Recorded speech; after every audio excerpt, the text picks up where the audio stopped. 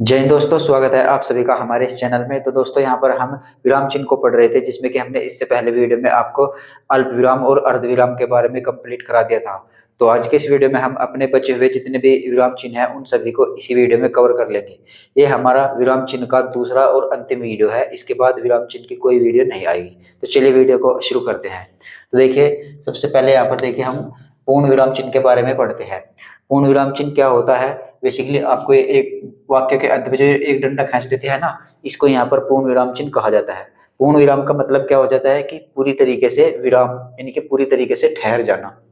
तो जब किसी वाक्य का अंत हो जाता है, मतलब किसी वाक्य को बोलकर हम उसको खत्म कर देते हैं अपनी बात को, तो उसके बाद हम अल्प विराम चिन्ह मतलब पूर्ण विराम चिन्ह लगाते हैं। ठीक है, तो देखिए यहाँ पर पूर्ण विराम चिन्ह का ये आप चिन्ह देख लीजिए, इस तरीके का होता है। और इसका देखिए अन्य नाम क्या है, इसे खड़ी पाई के नाम से भी जाना जाता है। पूर्ण विराम चिन्ह जो होता है इसको खड़ी पाई के नाम से भी जाना जाता है। देखिए यही आपका पूर्ण विराम होता है। यहाँ पर देखिए इस वाक्य के अंत में जो लगता है इसे खड़ी पाई भी कहते हैं। यहाँ पर वाक्य पूर्ण हो गया, इसलिए इसके पीछे यहाँ पर पूर्ण विराम लग गया। वाक्य की समाप्ति पर इस चिन्ह का प्रयोग करते हैं, यानी जब कोई भी वाक्य हम लिखते हैं और वो पूर्ण हो जाता है तो उसके पीछे यहाँ पर ये पूर्ण विराम लगाते हैं, यानी विराम जो होगा वो पूर्ण तरीके से होगा। ठीक है, अब देखिए प्रश्नवाचक और विषमयादि बोधक वाक्य। हमारे वाक्य अनेक प्रकार के होते हैं, उसमें प्रश्नवाचक वाक्य भी होते हैं जिसमें प्रश्न पूछा जाता है, और विषमयादि बोधक वाक्य भी होते हैं जिनमें आश्चर्य की बात की जाती है। तो इन दोनों वाक्यों को छोड़कर अन्य सभी वाक्यों में हमारा पूर्ण विराम चिन्ह यहाँ पर लग जाता है। बस इन दो वाक्यों में नहीं लगेगा। अगर प्रश्नवाचक वाक्य आ गया तो उसमें पूर्ण विराम नहीं लगेगा, क्योंकि उसमें प्रश्नवाचक का ही चिन्ह लगेगा। और अगर विषमयादि बोधक वाक्य है तो उसमें विषमयादि बोधक का चिन्ह लगेगा। इन दोनों को छोड़कर ही बाकी जितने भी वाक्य हमारे बनते हैं उनमें पूर्ण विराम चिन्ह का प्रयोग किया जाता है। तो यहाँ पर देखिए इसका एक उदाहरण देख लीजिए, आलिया स्कूल जाती है। अब देखिए ये वाक्य पूरा हो गया, आलिया स्कूल जाती है, वाक्य पूरा हो गया। पूरा होने के बाद इसके अंत में पूर्ण विराम लगा दिया। ऐसे ही यहाँ पर एक और उदाहरण है, मैंने सेब खाया था। तो मेरा वाक्य पूरा हो गया, मुझको बस यही कहना था कि मैंने सेब खाया था। वाक्य पूरा होते ही हमने इसके पीछे पूर्ण विराम लगा दिया। तो उम्मीद है आप पूर्ण विराम चिन्ह के बारे में यहाँ पर समझ गए होंगे। अब देखिए यहाँ पर अगला आता है यहाँ पर प्रश्नवाचक चिन्ह। प्रश्नवाचक चिन्ह कैसा होता है? ये क्वेश्चन मार्क होता है। बेसिकली इसका प्रयोग वहां पर होता है जब आप वाक्य में किसी से कोई भी प्रश्न पूछ रहे होते हैं। तो प्रश्न पूछने के दौरान वाक्य के अंत में प्रश्नवाचक चिन्ह, अंग्रेजी में इसको क्वेश्चन मार्क भी कहते हैं, ये वाला चिन्ह लग जाता है। तो देखिए ऐसे वाक्य जिनमें प्रश्न पूछा जाता है उनमें यहाँ पर प्रश्नवाचक चिन्ह का प्रयोग किया जाता है। जैसे कि यहाँ पर देखिए एक उदाहरण है, यहाँ पर जीएसटी किसके शासन काल में लागू हुई। अब देखिए यहाँ पर एक प्रश्न पूछा गया है कि जीएसटी किसके शासन काल में लागू हुई। तो अब यहाँ पर प्रश्न पूछ रहा है ना, तो इसलिए हमने इसके पीछे यहाँ पर प्रश्नवाचक चिन्ह लगा दिया। जैसे यहाँ पर देखिए जो प्रश्नवाचक चिन्ह लगते हैं, यदि वाक्य में कैसे, किसके, कौन, क्या, कब, इस तरीके के आपसे प्रश्न पूछे जाते हैं ऐसे शब्दों को लगाकर, तो इनसे भी आप इसको पहचान सकते हैं कि वाक्य प्रश्नवाचक है कि कैसा है। जिसमें भी ये शब्द लग जाएंगे, कौन, क्या, किसके, कैसे, कब, क्यों।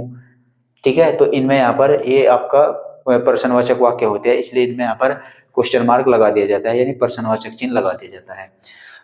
दूसरा यहाँ पर देखिए विषमयादि बोधक। विषमयादि बोधक या फिर आश्चर्य चिन्ह भी इसको कहा जाता है। तो जब किसी वाक्य में मन के विकार, जैसे कि मन में हमारे कोई विकार उठते हैं, कैसे कैसे विकार उठेंगे हमारे मन में भाई? हर्ष यानी कि हमको खुशी होगी, विषम यानी कि हमको आश्चर्य होगा, विषाद यानी कि हमको दुख भी होगा। तो हमारे मन में ऐसे ऐसे ही तो भाव आएंगे, हर्ष, विषाद, विषम्य, घृणा, आश्चर्य की बात होगी कोई, या फिर करुणा, किसी पर दया आएगी, या फिर भय यानी डर लगेगा।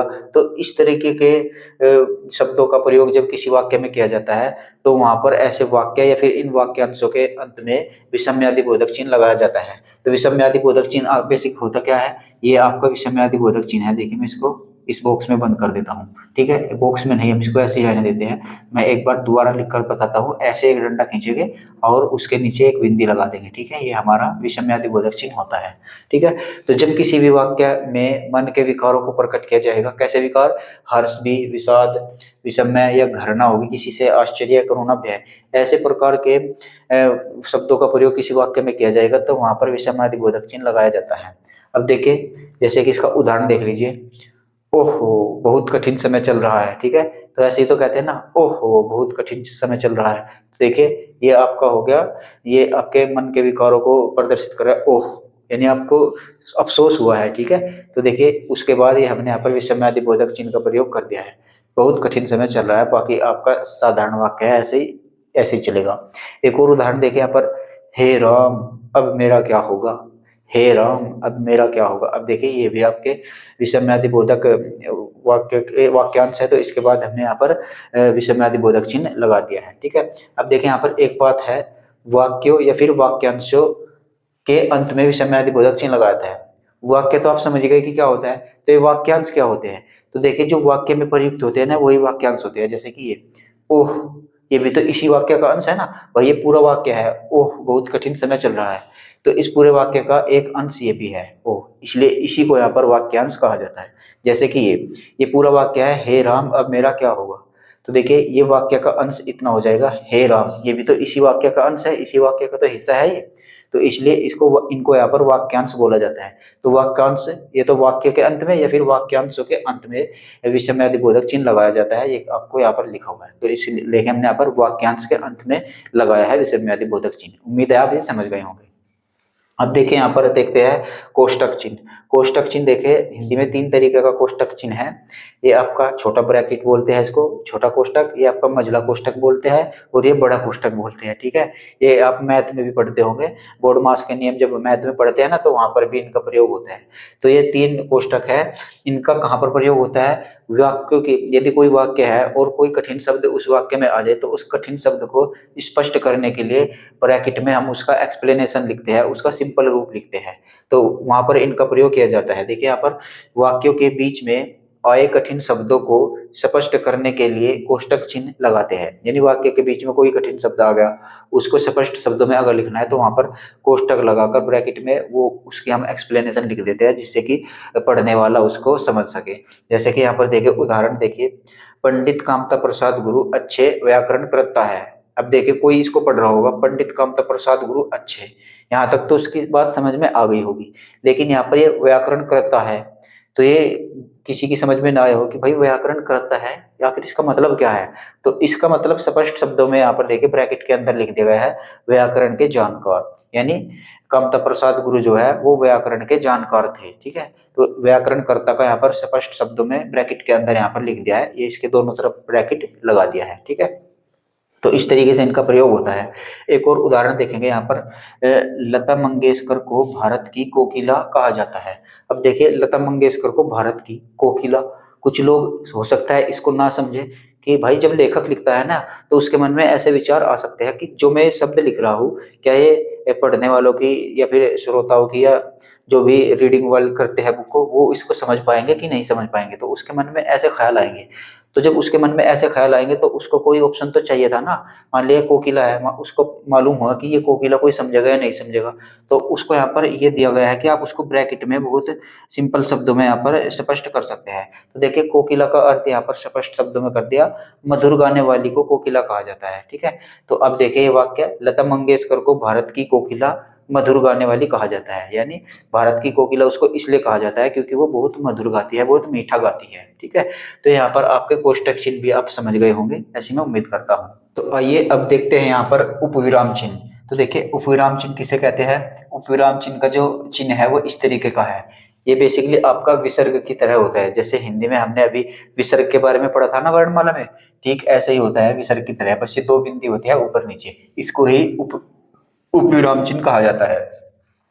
तो देखिए किसी व्यक्ति या वस्तु के बारे में बताने के लिए उस कथन को अलग से दिखाने के लिए उपविराम चिन्ह का प्रयोग किया जाता है। यानी अगर हम किसी व्यक्ति या फिर किसी वस्तु के बारे में कुछ बताने का प्रयास कर रहे हैं तो जो बताना चाहते हैं ना उसको अलग से लिखने के लिए इस चिन्ह का प्रयोग किया जाता है। उसको जब अलग लिखेंगे ना तो उससे पहले इस उपविराम चिन्ह का प्रयोग किया जाएगा। जैसे कि यहाँ पर देखिए उदाहरण देखिए, श्री कृष्ण के अनेक नाम हैं। अब यहाँ तक हमने वाक्य पूरा किया, श्री कृष्ण के अनेक नाम हैं। अब अंदर से आवाज आई होगी कि हाँ भाई श्री कृष्ण के अनेक नाम है, इसका मतलब ये आगे ये बताएगा कि उसके कौन कौन से नाम है वो, यानी आगे इसके नामों को स्पष्ट करने की बात कही गई है यहाँ पर।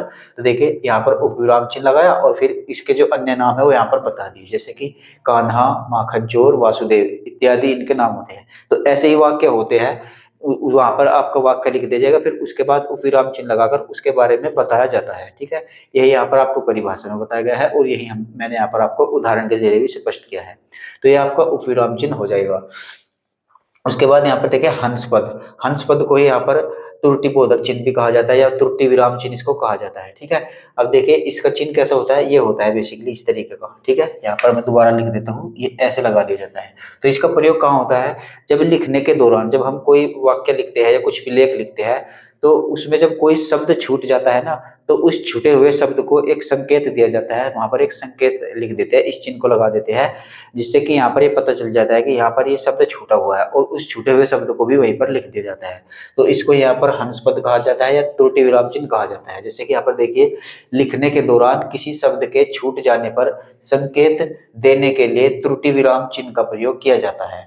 जैसे कि यहाँ पर देखिए उदाहरण देखिए, राशिद कल जाएगा, ये ऐसे लिखा था, राशिद कल जाएगा, इसका मतलब यहाँ पर कुछ छूट गया। तो राशिद कल दिल्ली जाएगा ऐसे लिखना था, अब ये आगे दिल्ली ऊपर लिख दिया और यहाँ पर त्रुटि विराम चिन्ह का हमने प्रयोग कर दिया है। तो राशिद कल दिल्ली जाएगा, अब पढ़ने वाला समझ जाएगा कि ये दिल्ली जो लिखा हुआ है ये यहाँ पर है, जहाँ पर त्रुटि विराम चिन्ह का प्रयोग हुआ है ना, ये यहाँ पर लगाकर बोला जाएगा या पढ़ा जाएगा। तो देखिए राशिद कल दिल्ली जाएगा, अब इसको ऐसे पढ़ा जाएगा। ठीक है, ऐसे ही प्रयोग होता है त्रुटि विराम चिन्ह का। जैसे एक और उदाहरण देखिए, रवीना, ये खीना नहीं है, ये रवीना है। ठीक है, रवीना आलिया के गई, अगर हम इसको ऐसे पढ़ेंगे रवीना आलिया के गई, कुछ समझ नहीं रहा, इसका मतलब यहाँ पर कुछ छूटा हुआ है। तो हमने देखे रवीना आलिया के, इसके बाद त्रुटि विराम चिन्ह लगाया और यहाँ पर ऊपर लिख दिया घर, यानी रवीना आलिया के घर गई है। ठीक है, ऐसे बोलना चाह रहा था वाक्य में। तो यहाँ पर जब भी कोई आपका शब्द छूट जाता है वाक्य में, वहां पर त्रुटि विराम चिन्ह का प्रयोग कर लिया जाता है। ऐसे यहाँ पर आपका एक हो जाएगा विवरण चिन्ह। अब देखिए विवरण चिन्ह ऐसा होता है, यहाँ पर दो ऊपर नीचे बिंदी होगी और एक यहाँ पर ये डैश होगा छोटा सा। ठीक है, तो यही आपका विवरण चिन्ह होता है। मैं इसको मिटाकर दोबारा लिखता हूँ ताकि आप क्लियरली समझ सको। ये देखिए एक बिंदी ऊपर एक बिंदी नीचे और ये ऐसे इस तरीके से ये आपका विवरण चिन्ह हो जाता है। अब देखिए किसी सूचना या निर्देश का विवरण देने के लिए इसका प्रयोग किया जाता है। यानी हमको कोई भी सूचना या कोई भी निर्देश देना है तो इस विवरण चिन्ह को लगाकर उसके बाद उस सूचना या उस निर्देश को स्पष्ट किया जाता है। जैसे कि यहाँ पर देखिए उदाहरण देखिए, वचन के दो भेद है। अब हम कह रहे हैं कि वचन के दो भेद हैं। अब यहाँ पर हम विवरण चिन्ह लगाएंगे और यहाँ पर उसका पूरा विवरण देंगे कि वचन के दो भेद कौन कौन से होते हैं। जैसे कि हमने दिया है वचन के दो भेद है, यहाँ पर विवरण चिन्ह लगाया, अब यहाँ पर पूरा विवरण कर दिया। वचन के दो भेद होते हैं, एक वचन बहुवचन। ऐसे ही कोई अन्य शब्द अन्य वाक्य भी हो सकता है, जैसे कि सर्वनाम के कितने भेद हैं। अब देखिए यहाँ पर लिखेंगे सर्वनाम के कितने भेद है, सर्वनाम के 6 भेद है, ऐसा लिखकर उसके बाद ये विवरण चिन्ह लगाएंगे और सर्वनाम के जितने भी भेद है 6 के 6 वो विवरण चिन्ह लगाकर उसके बाद में 6 के 6 भेद लिख देंगे। ठीक है, इस तरीके से विवरण किया जाता है विवरण चिन्ह को लगाकर। उसके बाद यहाँ पर लाघव चिन्ह। लाघव चिन्ह देखिए इसकी आकृति ऐसी होती है, शून्य के समान होती है। ठीक है, इसको ही लाघव चिन्ह बोला जाता है। इसको संक्षेप सूचक चिन्ह भी कहा जाता है। संक्षेप सूचक चिन्ह इसको क्यों कहा जाता है, क्योंकि जब कोई बड़ा नाम या फिर कोई बड़ा शब्द है उसको छोटा करके अगर लिखना होता है ना, तो हम संक्षेप सूचक चिन्ह का प्रयोग यहाँ पर करते हैं। जैसे कि यहाँ पर देखिए किसी बड़े नाम या शब्द को छोटा करके लिखने के लिए इस चिन्ह का प्रयोग किया जाता है, यानी लाघव चिन्ह का प्रयोग किया जाता है। जैसे कि यहाँ पर देखिए ये डॉक्टर, मान लीजिए डॉक्टर इतना है, डॉक्टर को हमको शॉर्ट फॉर्म में लिखना है तो हम ऐसे भी तो लिखते हैं ना, सीधा ही डा बनाकर इसके आगे लाघव चिन्ह लगा देंगे तो आपका ये डॉक्टर यहाँ पर तुरंत समझ जाते हैं आप सभी की यहाँ पर ये डॉक्टर लिखा हुआ है। ठीक है, ऐसे यहाँ पर उत्तर प्रदेश है। अब देखिए उत्तर प्रदेश लिखने वाले लेखक को जब उत्तर प्रदेश लिखना होता है तो समझता है काफी बड़ा है, तो क्यों ना इसको शॉर्ट फॉर्म में लिख दिया जाए। तो ऐसे करेगा ऊ के आगे लाघव चिन्ह लगाएगा, फिर पर के नीचे आगे लाघव चिन्ह लगाएगा, तो ये हो जाएगा उत्तर प्रदेश। पढ़ने वाले इसी से समझ जाते हैं कि उत्तर प्रदेश यहाँ पर लिखा हुआ है। आपने ये लिखे हुए कहीं देखे भी होंगे। ठीक है, तो यहाँ पर आपके उपविराम चिन्ह, हंसपद चिन्ह, विवरण चिन्ह और लाघव चिन्ह हो गए हैं। अब देखते हैं यहाँ पर उद्धरण चिन्ह और अवतरण। तो देखिए उद्धरण चिन्ह या अवतरण चिन्ह भी इसी को बोला जाता है। आप हेडिंग डालेंगे, हालांकि मैं आपको इसके नोट्स भी दूंगा। उद्धरण चिन्ह या फिर इसी को ही अवतरण चिन्ह भी कहा जाता है।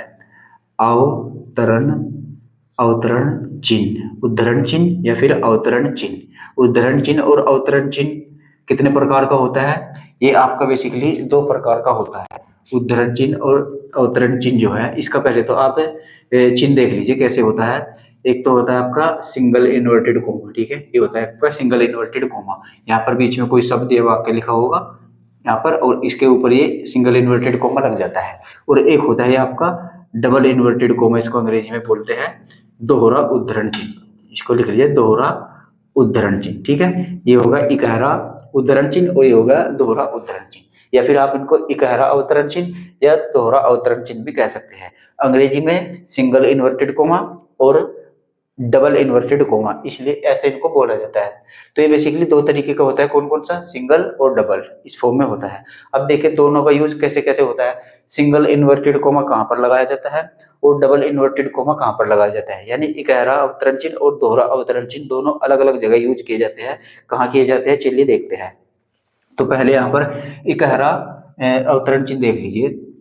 इकहरा अवतरण चिन्ह, इकहरा अवतरण चिन्ह, इकहरा अवतरण चिन्ह जो है ये कहाँ कहाँ पर यूज होता है, ये वाला, ठीक है। तो देखिए इसका जो प्रयोग होता है किसी अक्षर या शब्द पर विशेष बल देने के लिए, यहाँ पर लिख देता हूँ, किसी अक्षर या शब्द, किसी अक्षर या शब्द पर विशेष, किसी अक्षर या शब्द पर विशेष बल देने के लिए, विशेष बल देने के लिए, किसी अक्षर या शब्द पर विशेष बल देने के लिए इस चिन्ह का प्रयोग किया जाता है। किस चिन्ह का प्रयोग, सिंगल इन्वर्टेड कोमा का, ठीक है। तो इस चिन्ह का प्रयोग किया जाता है, ठीक है। यानी इकहरा अवतरण चिन्ह जो है किसी अक्षर या शब्द पर विशेष बल देने के लिए किया जाता है। जैसे कि मैं यहाँ पर उदाहरण लिखता हूँ, उदाहरण देखिएगा आप यहाँ पर, एग्जाम्पल, उदाहरण, जैसे कि रामचंद्र, रामचंद्र, रामचंद्र गुहा, रामचंद्र गुहा, रामचंद्र गुहा प्रसिद्ध इतिहासकार है, इतिहासकार, रामचंद्र गुहा प्रसिद्ध इतिहासकार है, ठीक है। रामचंद्र गुहा प्रसिद्ध इतिहासकार है। अब देखें यहाँ पर किसी एक शब्द पर हमको विशेष बल देना है। ये रामचंद्र गुहा है, इस नाम पर हमको विशेष बल देना है, तो हमने इसको यहाँ पर सिंगल इन्वर्टेड कोमा के अंदर रख दिया। ऐसे लगाया जाता है सिंगल इन्वर्टेड कोमा, इकहरा अवतरण चिन्ह ऐसे लगाया जाता है। यहाँ पर देखिए इस साइड में एक लग जाएगा और इस साइड से बंद हो जाएगा। तो रामचंद्र गुहा प्रसिद्ध इतिहासकार है, तो इस पर हमको विशेष बल देना था कि भाई ये रामचंद्र गुहा जी है, प्रसिद्ध इतिहासकार है ना, तो इसलिए इसको थोड़ा सा हाईलाइट सा करने के लिए ये यहाँ पर सिंगल इन्वर्टेड कोमे का प्रयोग किया जाता है, ठीक है। उसके बाद देखें यहाँ पर दोहरा अवतरण चिन्ह, ठीक है, जिसको डबल इन्वर्टेड कोमा बोलते हैं। मैं यहाँ पर लिख देता हूँ दोहरा अवतरण चिन्ह, दोहरा अवतरण चिन्ह, दोहरा अवतरण चिन्ह, ठीक है, दोहरा अवतरण चिन्ह। अब दोहरा अवतरण चिन्ह कैसा होता है, ये इसका आपका डबल इन्वर्टेड कोमा होता है। मैंने यहाँ पर इसका चिन्ह भी लिख दिया है। अब देखिए इसका कहाँ पर प्रयोग किया जाता है, ये देखिएगा। इसका जो प्रयोग किया जाता है किसी महत्वपूर्ण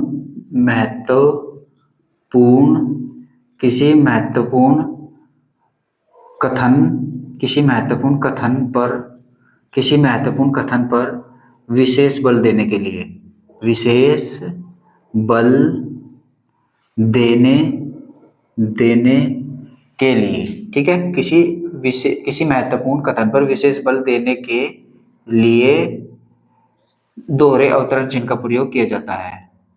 दोहरे अवतरण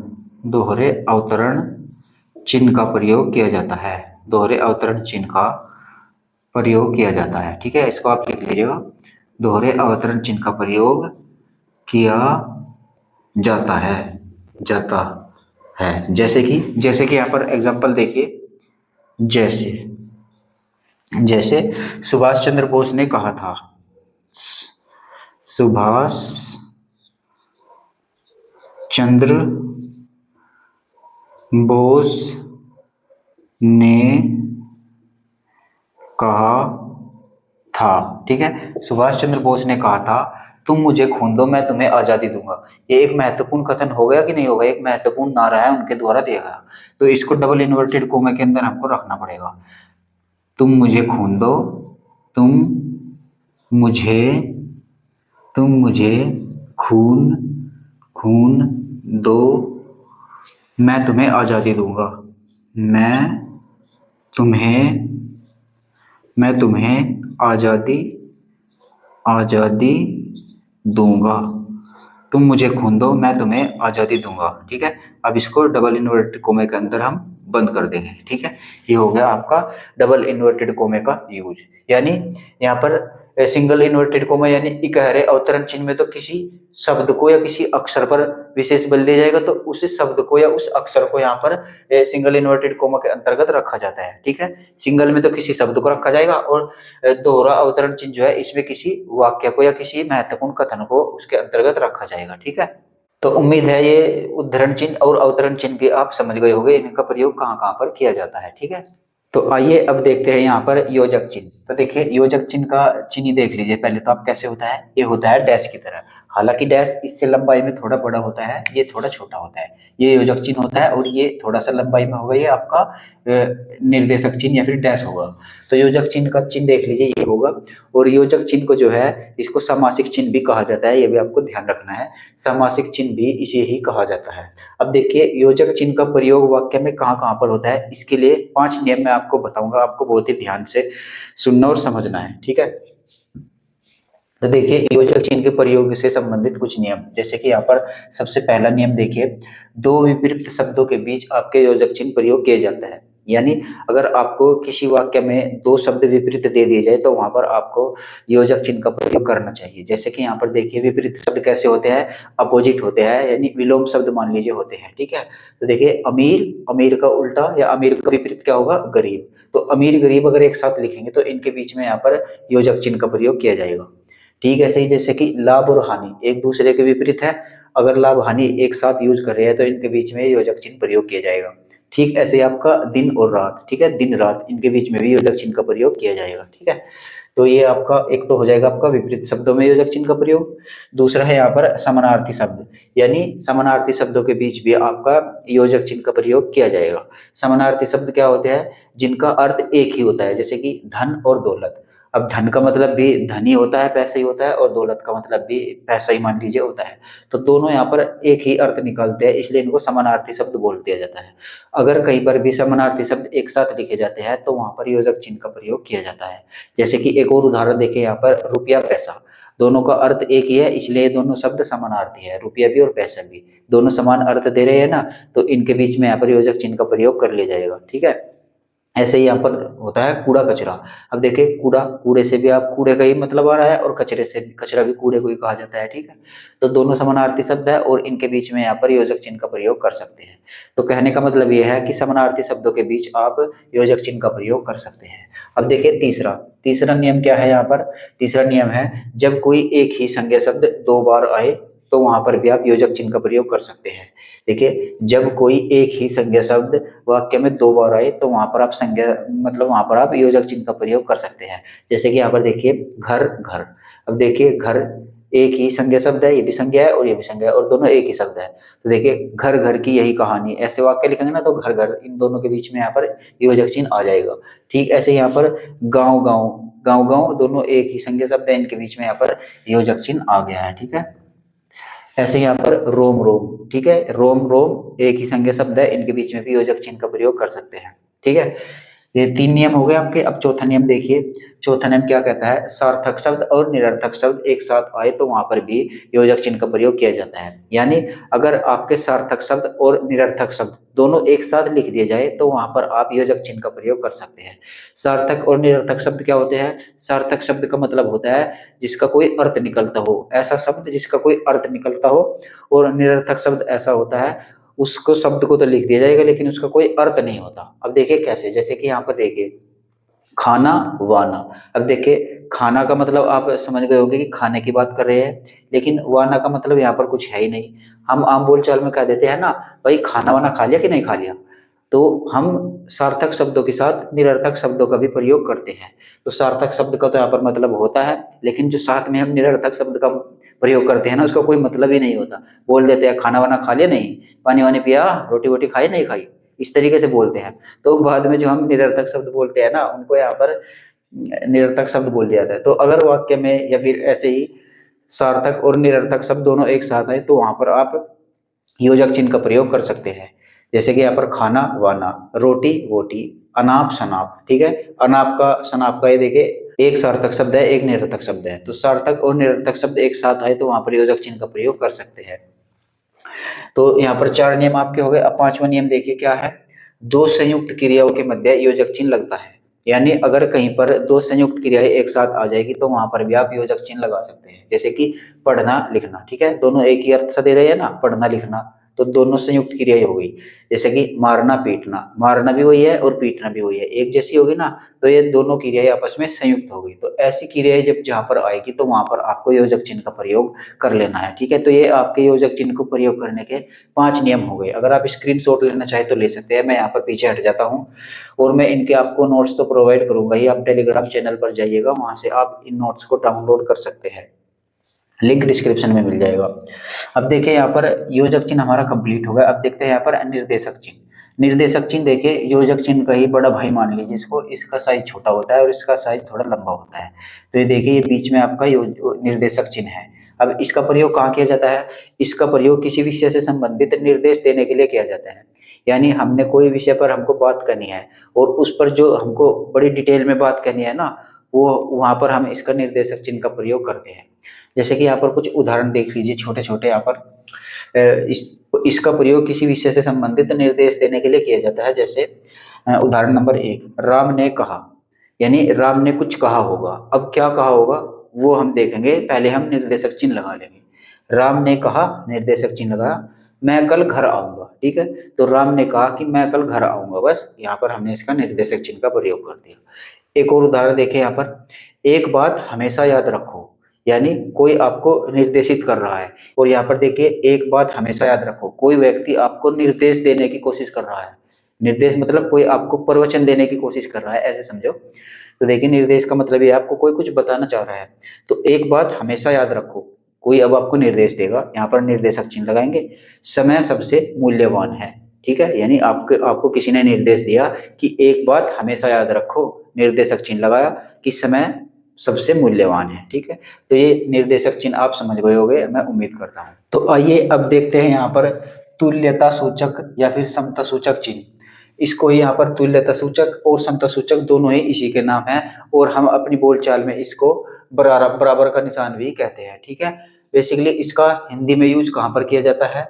दो शब्दों में समानता दिखाने के लिए तुल्यता सूचक से चिन्ह का प्रयोग किया जाता है। जैसे कि यहाँ पर देखिए बल और शक्ति, दोनों में हम समानता दिखाएंगे, किससे? इस तुल्यता सूचक चिन्ह से इसकी समानता दिखाएंगे। ठीक है, बल और शक्ति दोनों एक ही शब्द है, दोनों आपस में बराबर है। ठीक है, इसलिए इनमें दोनों में समानता है, समता है। ऐसे यहाँ पर जल और पानी दोनों एक ही शब्द है और दोनों में समानता दिखाने के लिए यहाँ पर इसे तुल्यता सूचक चिन्ह का प्रयोग किया गया है। ठीक है, ये बहुत बेसिक सा है, आप सभी को मालूम होगा। उसके बाद यहाँ पर पुनरुक्ति सूचक चिन्ह। अब देखिए पुनरुक्ति सूचक चिन्ह का जो चिन्ह होता है वो कैसा होता है? ये ऐसा होता है। ठीक है, ये डबल कोमा सा होता है। तो अब देखिए इसका प्रयोग कैसे किया जाता है और कहाँ पर किया जाता है, काफी महत्वपूर्ण है। ऊपर लिखे गए वाक्य को ज्यों का त्यों लिखने से बचने के लिए हम पुनरुक्ति सूचक चिन्ह का प्रयोग करते हैं। ठीक है, यानी अगर हम कोई लेख लिख रहे हैं और हमने एक लाइन यहाँ पर लिख दी बिल्कुल सेम टू सेम, अब हम नीचे की लाइन में भी वही सेम टू सेम लाइन लिखने की आवश्यकता पड़ गई, लेकिन हम चाहते हैं कि ये लाइन ना लिखनी पड़े, ऊपरली लाइन से ही पढ़ने वाला या लिखने वाला समझ सके, तो हम क्या करेंगे? तो हम इसे पुनरुक्ति सूचक चिन्ह का प्रयोग करेंगे। ऐसे आपकी समझ में नहीं आया होगा तो चलिए यहाँ पर हम उदाहरण के द्वारा आपको समझाएंगे। जैसे कि यहाँ पर देखिए हमने एक वाक्य लिखा, हिंदी शब्दकोश के अनुसार अंतिम वर्ण क्या है? ये हमने एक वाक्य लिखा। ठीक है, तो हिंदी शब्दकोश के अनुसार अंतिम वर्ण क्या है? अब हमको यहाँ पर दूसरी लाइन में लिखना पड़ रहा है, हिंदी शब्दकोश के अनुसार प्रथम वर्ण क्या है? ठीक है, यानी हिंदी शब्दकोश के अनुसार, यहाँ तक तो ये दूसरा वाक्य भी सेम टू सेम था, बस यहाँ से आगे बदला है। इसमें ऊपर पूछा है अंतिम वर्ण क्या है और इसमें पूछा है प्रथम वर्ण क्या है, और यहाँ तक का आपका वाक्य सेम था। तो हिंदी शब्दकोश के अनुसार ये पूरा लिखने से बचने के लिए हम यहाँ पर पुनरुक्ति सूचक चिन्ह का प्रयोग कर देते हैं। अब देखिए यहाँ पर हिंदी, इस शब्द के लिए हमने ये पुनरुक्ति सूचक लगा दिया। शब्दकोश, इस शब्द को लिखने से बचने के लिए हमने ये पुनरुक्ति सूचक लगा दिया। इसके से बचने के लिए हमने ये पुनरुक्ति सूचक लगा दिया, और अनुसार को लिखने से बचने के लिए हमने ये फिर से पुनरुक्ति सूचक चिन्ह का प्रयोग यहाँ पर कर लिया।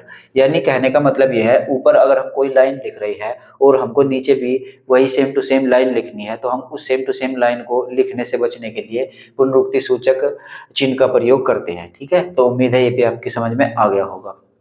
अब देखिए यहाँ पर देखते हैं अगला लोप चिन्ह। लोप चिन्ह को यहाँ पर लोप सूचक चिन्ह भी कहा जाता है। तो लोप चिन्ह या फिर लोप सूचक चिन्ह, तो लोप चिन्ह किसी वाक्य के मध्य में रिक्त स्थान होता है। ठीक है, यानी कोई वाक्य हम लिख रहे हैं और उसमें बीच में हमें रिक्त स्थान छोड़ देते हैं ना, डॉट डॉट डॉट सा, उसको यहाँ पर लोप चिन्ह या लोप सूचक चिन्ह कहते हैं, जिसे बाद में पूरा भी किया जा सकता है। ठीक है, उस रिक्त स्थान को बाद में हम पूरा भी कर सकते हैं लिखकर उसमें। जैसे यहाँ पर उदाहरण देखिएगा, उदाहरण नंबर 1, रानी ने दासी को खालिस्तानी, देखिए इसको लोप सूचक चिन्ह बोलते हैं, डॉट डॉट कहकर गाली दी। यानी रानी ने दासी को कहकर गाली दी। अब यहाँ पर देखिए क्या कहकर गाली दी, ये खालिस्तान है, अपने आप में पूरा होने की डिमांड कर रहा है।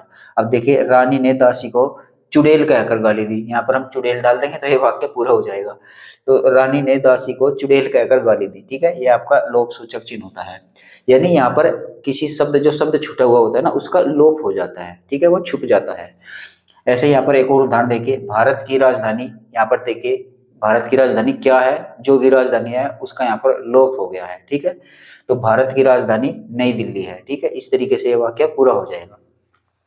अब देखिए देखते हैं यहाँ पर पाद बिंदु। पाद बिंदु चिन्ह क्या होता है, ये बेसिकली ये नुक्ता होता है। ठीक है, ये नुक्ता होता है। ये अरबी फारसी से जो शब्द हमारी हिंदी में आए हैं ना, जो अरबी फारसी से नवविकसित ध्वनियां हमारी हिंदी भाषा में आई है, उनके नीचे ये नुक्ता लगता है, ये पाद बिंदु लगता है।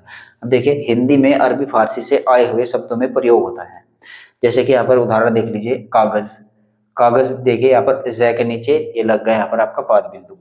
एक होगा जरा, जरा एक इसके ज के नीचे लग गया आपका पाद बिंदु। कफ, इसके फै के नीचे लग गया है आपका पाद बिंदु। ठीक है, तो देखिए अगर आप गूगल करोगे ना, तो इस पाद बिंदु का एक और चिन्ह होता है, ये वाला चिन्ह होता है, ये पाद बिंदु का एक ये चिन्ह होता है। लेकिन ये जो चिन्ह होता है ये आपका मैथमेटिक्स में यूज होता है, गणित में यूज होता है। लेकिन हम यहाँ पर हिंदी के विराम चिन्ह पढ़ रहे हैं, तो हिंदी के विराम चिन्हों में पाद बिंदु इसको कहा जाता है। ठीक है, आप इसमें कंफ्यूज मत होना। ये जिसको आप भाग का निशान भी बोलते हैं ना भाई, डिवाइड करने का भी तो ये मैथ में होता है ना, ये एक ऊपर इसके हो जाता है, ये आपका मैथमेटिक्स में यूज होता है, तो इसमें कंफ्यूज नहीं होना है। तो आइए अब देखते हैं यहाँ पर दीर्घ उच्चारण चिन्ह। तो देखिए दीर्घ उच्चारण चिन्ह का जो चिन्ह होता है वो इस तरीके का होता है। बेसिकली इसको गुरु भी कहते हैं, लघु गुरु आपने सुने होंगे, तो इसको गुरु भी कहते हैं। दीर्घ उच्चारण चिन्ह का चिन्ह ये देख लीजिए, जब किसी वाक्य में किसी विशेष शब्द के उच्चारण में अन्य शब्द की अपेक्षा कुछ अधिक समय लगता है, तो उसको यहाँ पर दीर्घ उच्चारण चिन्ह का प्रयोग वहां पर किया जाता है। जैसे कि यहाँ पर देखिए ये नाम देख लीजिए, किसी का नाम पुकारने में हम देखें क्या कहेंगे, मीरा, ऐसे कहेंगे ना। तो किसी का जब नाम पुकारेंगे तो थोड़ा अधिक समय लेकर हम पुकारते हैं, काफी दूर है कोई व्यक्ति, तो उसका जब हम नाम पुकारेंगे ना तो काफी अधिक समय लेंगे उसके उच्चारण करने में।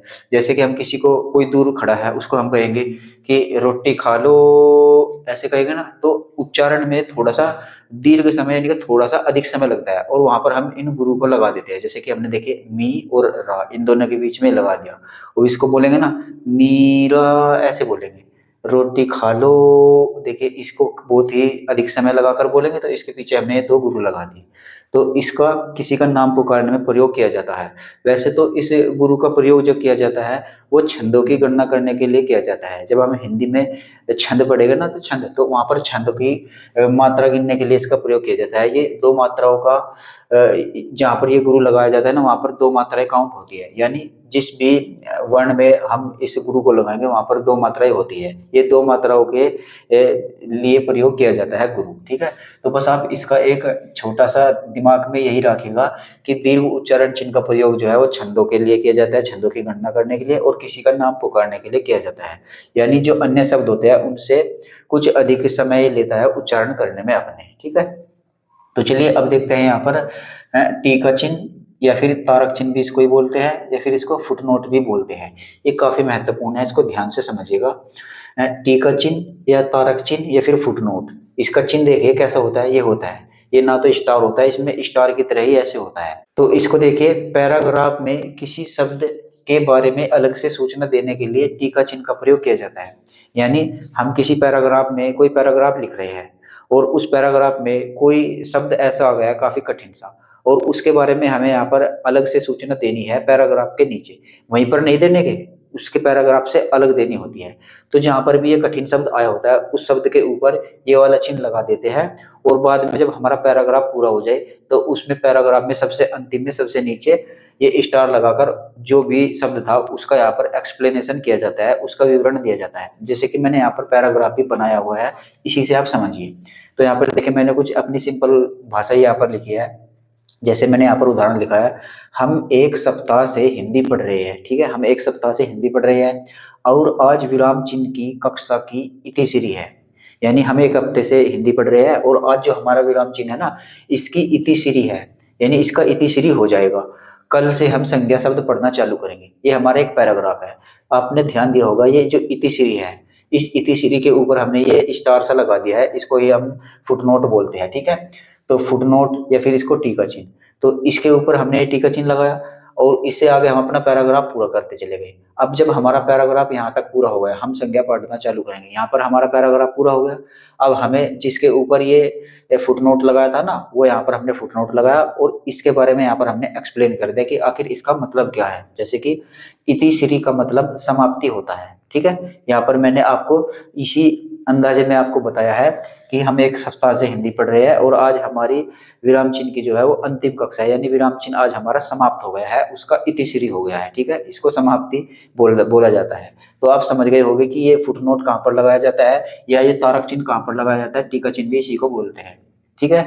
अब देखते हैं हमारा समाप्ति सूचक चिन्ह या फिर इसी को ही इतिश्री चिन्ह भी कहा जाता है। ये हमारी क्लास का अंतिम विराम चिन्ह है और यहाँ पर हमारी क्लास समाप्त भी हो जाएगी। तो देखिए समाप्ति सूचक चिन्ह, इसी को ही इतिश्री चिन्ह भी कहते हैं और इसका निशान जो होता है, इसका चिन्ह वो ऐसा होता है, ठीक है।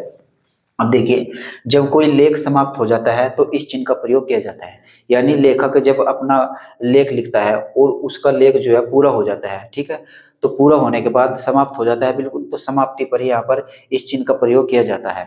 जैसे आप एग्जाम देने जाते होंगे, आपको जो आपका पेपर मिलता होगा ना, ऑफलाइन एग्जाम होता है, जो आपको आपका पेपर मिलता है तो सबसे एंड के पेज पर आप सबसे नीचे देखिएगा, आपको ये मिलेगा। यानी जहाँ पर आपका पेपर समाप्त होगा ना, आपका आखिरी पन्ना होगा, उस पर आपको ये निशान जरूर मिलेगा।